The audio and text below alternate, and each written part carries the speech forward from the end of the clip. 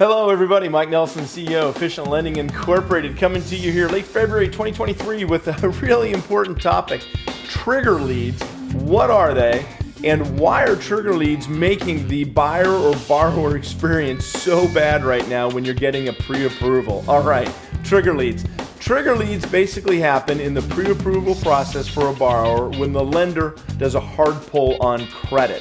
What happens is the credit bureaus are selling the contact information, not selling the social security number, but name, phone number, email address to the person that's having their credit pulled, and that sale of that marketing information goes to lenders, marketers, insurance companies, and that's generating all those phone calls that are going to the borrowers. I was working with one customer recently, working on a pre-approval, and they had over 200 phone calls within a day or so of that credit pull. So begs the question, how do we stop these trigger leads so we can improve the buyer and borrower experience when they're getting pre-approved? It's a pretty quick, easy three-step process. The first step is go to optoutprescreen.com. I'm going to put a link to that in my description here in this video.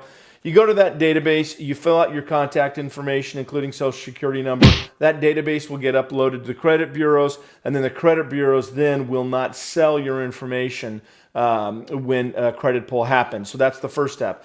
If you're in the middle of a pre-approval process, the second step is going to be doing a soft credit pull. We want to do that credit pull so we can get what the FICO is going to be, and we can get the liabilities so that me as a loan officer can work up a good estimate of interest rate, what the loan's going to cost, payments, things of that nature. Then the third step is you have to do, for a valid, reliable pre-approval letter, you do have to do a hard credit pull. So if we're in the middle of the pre-approval process, obviously the first step is registering with the database. Then we're going to do the soft pull, step number 2, to start working up the estimates, make sure we can get the documentation required for a good pre-approval. And then we're going to wait about 7 days. It takes about 5 to 7 days for registering with the database to take effect.